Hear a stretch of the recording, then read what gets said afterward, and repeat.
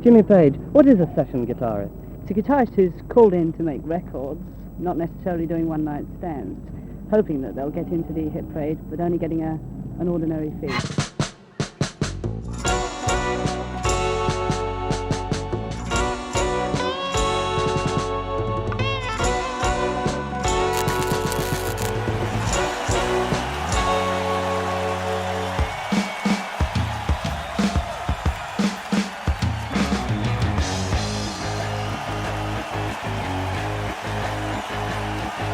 Young people, that we have a really good time and the audience really enjoys themselves.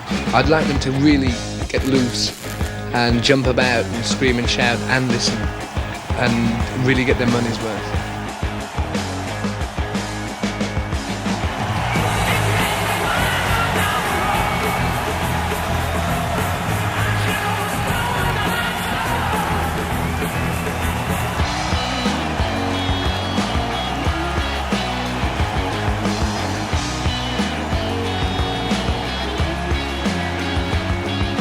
Part of my charisma is, is reliant on the other three, and the same with everybody else. We really get off on playing together. That's the whole secret of it. I couldn't really go away and play with anybody else, because if I wanted to play, who else would I need for a drummer but Bonzo, you know?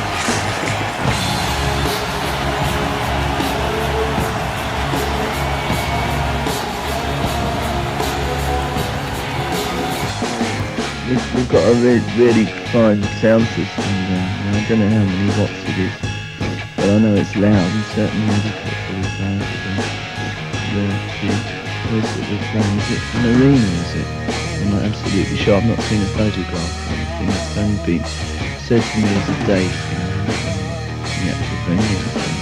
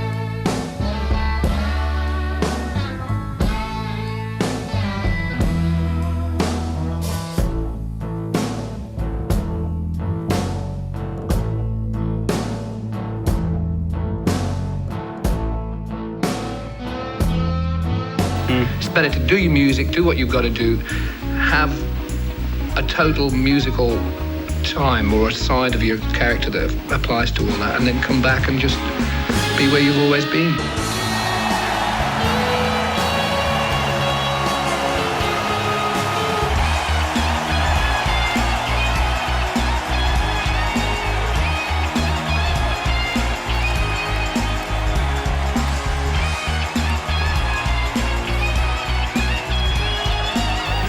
It was always the next project on. You never knew what was around the corner. It was always different. I mean, the albums, to some people might all sound the same, but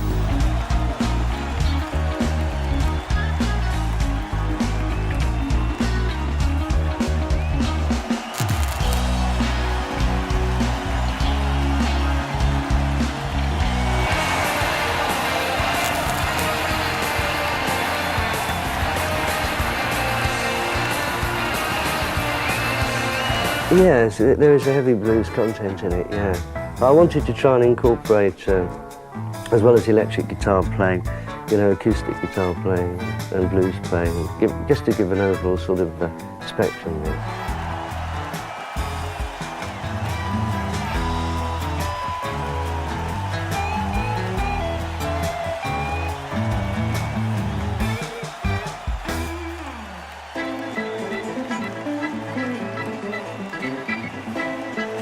Years after the death of drummer John Bonham broke up the band, Led Zeppelin guitarist Jimmy Page and singer Robert Plant have reunited, but what they emphasize is not a Led Zeppelin reunion.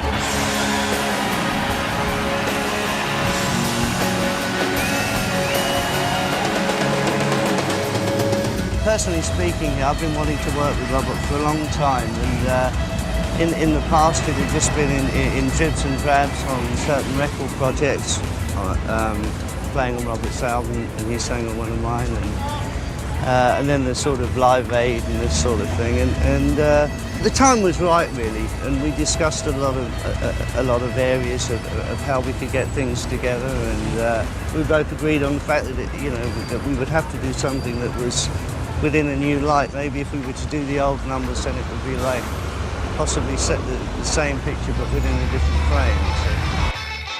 Beginning of this year, and we were just talking about doing something where we could work in much more of a future tense, but use the past as a kind of way of getting into the future.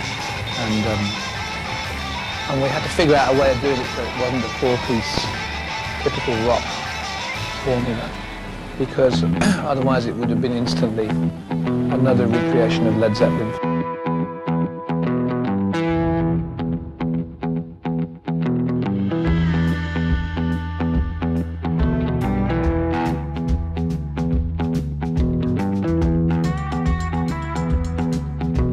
It was really in my blood. I had to do this, and it's just going to bring hours of enjoyment to people, and that's really good. It's just a reassessment of the playing, of how we ticked over, and John Bonham and everything, and it's great.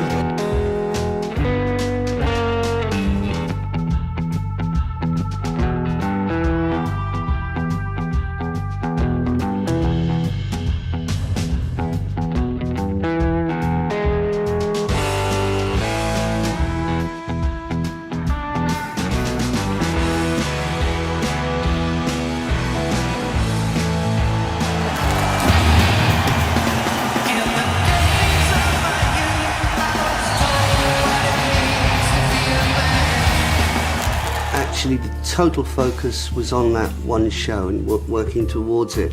It was pretty exhilarating to see it and feel it, really, and sort of relive the memories of it. In a way, it's obviously pressure again, but it's a different kind of pressure. The last lot of pressure was like playing like that and having the physicality and the mental capacity to be what we were many, many years ago, and actually have conviction and be on it. And people can take it or leave it, but it was great. It was really good. And then you drift off, and then you get surrounded by this stifling industry that says, why don't you? Have you thought about what? But when we spend time on our own, bit by bit, we become friends again.